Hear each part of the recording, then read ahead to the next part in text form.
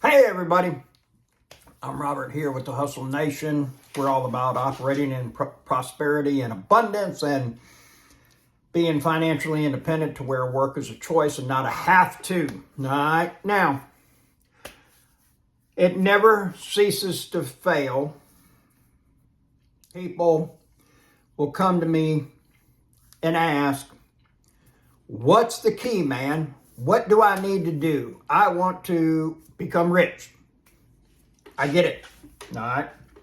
And upon further correspondence with them, it's really that what they want to happen is to get to a point where work is an option. And if you even look further back, and I'm real big on looking at what's behind the action, okay? And the thing about it is that you really, or I have benefited greatly from doing that, because when we can figure what that is, what the motivating factor is, so to speak, that's what we can change to either amend or improve the behavior as needed, okay? And so the thing about it is that I have found that the majority of people that I talk to having to do with money, most people hate it.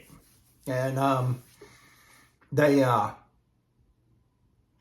tell you that they love it and that they like having it, but their actions say differently, okay? And when I always have to look at my actions and why it is, or what am I doing and what is it that I'm hoping to accomplish, And everything basically comes down to every decision we make has to do with two outcomes we're looking for. And that's it. And I know it's as simplistic as that sounds, and a lot of people are going to disagree with that, but it's really going to come down to that's exactly what it is, in the sense that you're only either looking to seek pleasure or you're trying to avoid pain by every decision that you make. And those are the only two outcomes that are realistic, so to speak, that are going to happen, okay? And, a lot of it is people will ask and say, hey, and I'm all about asking questions of people that you would like to trade places with. Okay? That's a great shortcut in some regards to not have to go through all the effort and the work and, all that kind of stuff and everything. So, and I'm real big on doing that myself.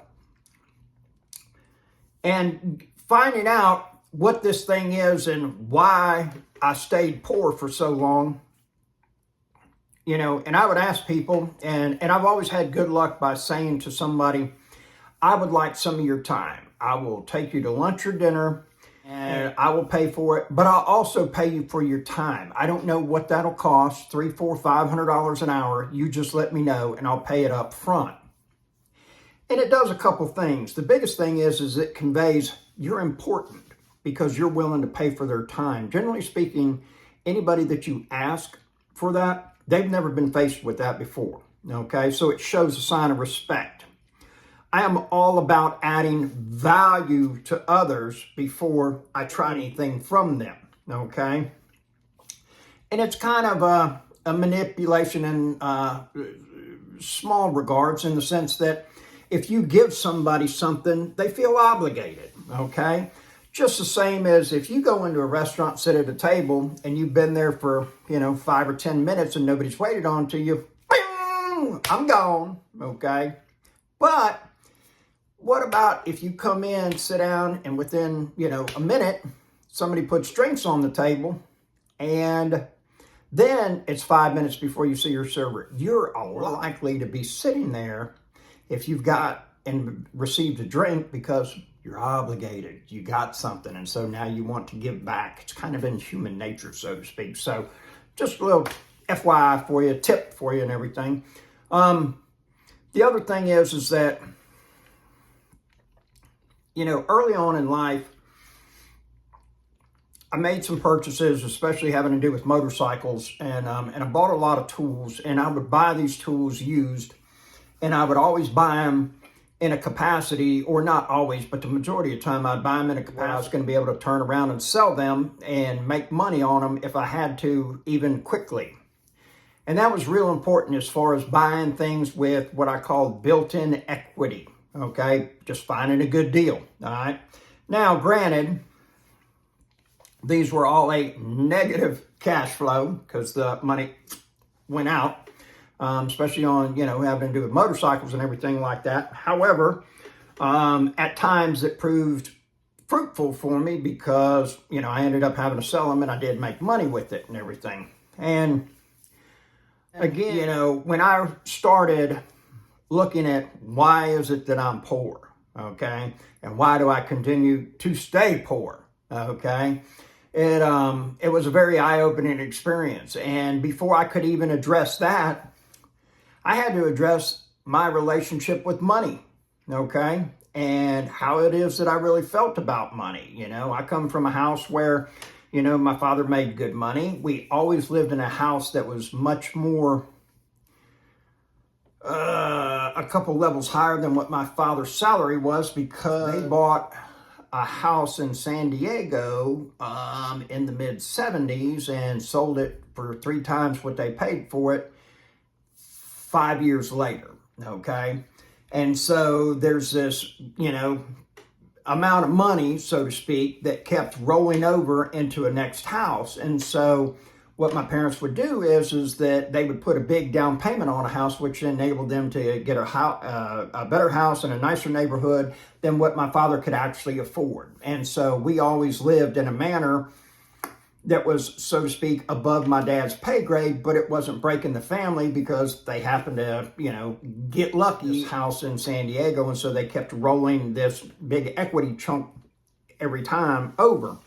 I will say this, if my parents kept every house that they've owned, they'd probably have a real estate portfolio of about $7 million. Unfortunately, they didn't. They had no interest in doing that. And so every time we would move, they would sell the house. And, there's that.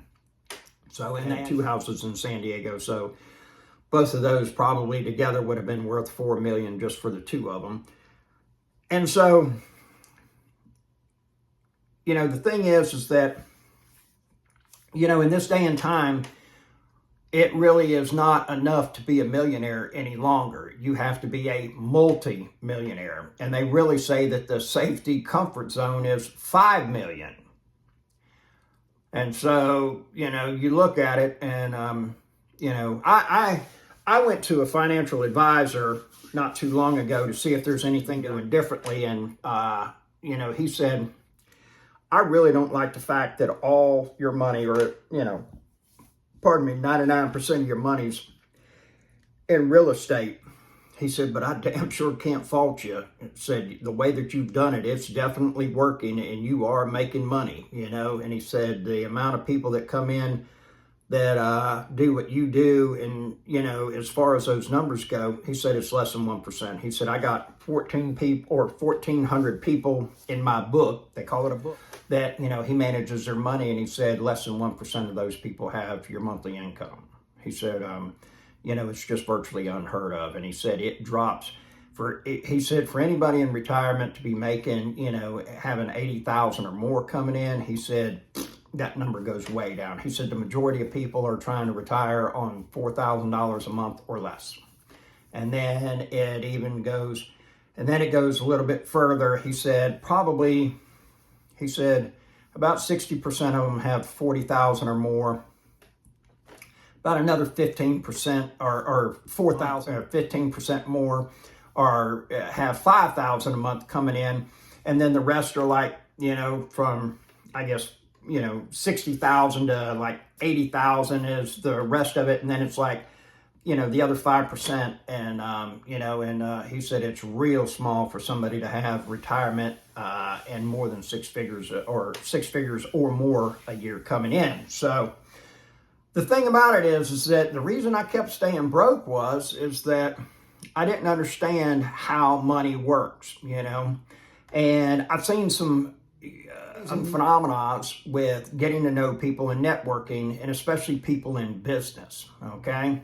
And A lot of people operate business and they're under an illusion that this thing is never going to stop. It's always going to be this good, and man, we just cannot do any wrong, okay? Well, unfortunately, that's not realistic, and something does end up happening. And the thing about it is that, no matter what your business is, laundromats, car repair, hair, you ain't getting no money out of me, you can tell. But, like a beauty salon or, massage therapy or, a restaurant or something of that nature, you always have to sell that product or do that service to get paid again, okay? Well, the problem with that is that once you stop, you're out of business, So it's a different story if you opened up a business and, in 10 years you amassed, $5 million cash sitting in the bank. Right now you can about 6% on that, So if you had 5 million and you're getting 5%, you're getting 250,000 before taxes each year. I don't know where your living expense is, but, you might be able to make it on $250,000. Most people, like in my city, man, you got $250,000 a year that you're making, you're going to have a good lifestyle, okay? So then it becomes a situation where you're really having to ask yourself, what is it that, how do I make this happen? And the reality of it is that there's really only two ways that it's going to happen. You're going to invest in real estate or you're going to invest in dividend-paying stocks. But you have to invest in something that will make you money that you only purchase one time but continues to pay you for a period of time, okay? Now, like one of those things that could be is doing a note. Okay, I've started doing owner finance on some of my properties. It's worked wonderful so far. I've talked to people that have had extremely large portfolios, over 100 houses, and they ended up doing that as part of their exit strategy as they got up on age. And all of them said I would do it, and a couple of them, yes, I've had to go to court. Yes, I've had to do foreclosures and everything, but I'd still do it again, And a lot of them said, man, if I knew what I knew today, I'd have done that in the beginning, because there ain't no bull that you have to mess with as far as with tenants and everything like that.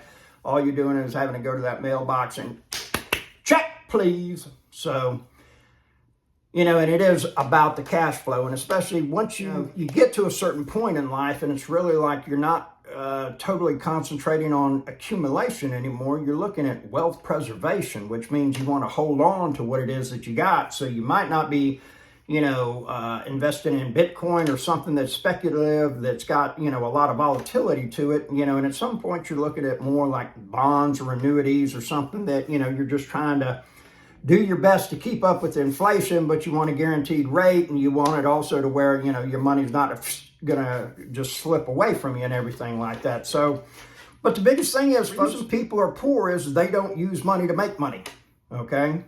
And if you get a business going and everything, that's the quickest way to start making money. And I advocate doing that. Get you a side hustle, build your empire 9 to 5, 6 to 12, build the empire, get the side hustle going. Nights, weekends, and holidays is where I built mine at. And the thing is that once you start making that money, you need to kick some out.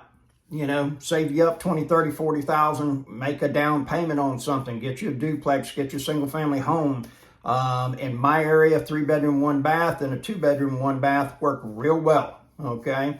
The thing about it is that I bought my first rental 22, 23 years ago, and it's still paying me today.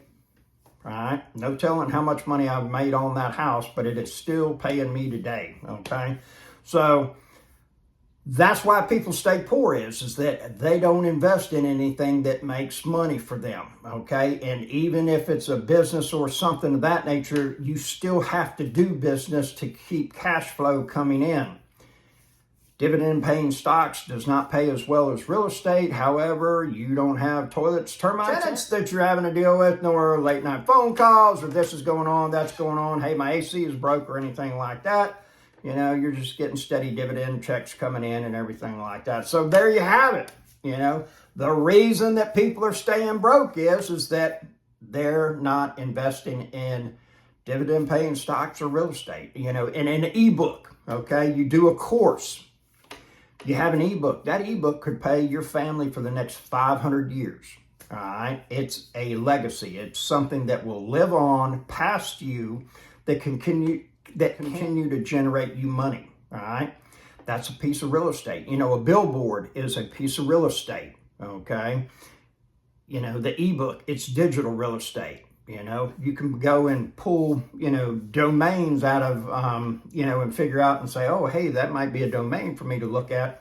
And, and you buy it and then somebody pays you for it, Granted, you only get to sell it one time, but if you can figure out a way to rent that domain for $30 a month, hey, you got a residual income that's coming in forever, So, just look at it in that aspect and figure out and say, okay, well, yeah, I want to make, an extra $5,000 a month, but then what am I going to do with that $5,000 a month? Because I want you to get to a point where you're not looking at price tags that, if you want to go to the Maldives for 2 weeks, that vacation is going to run you about $15,000.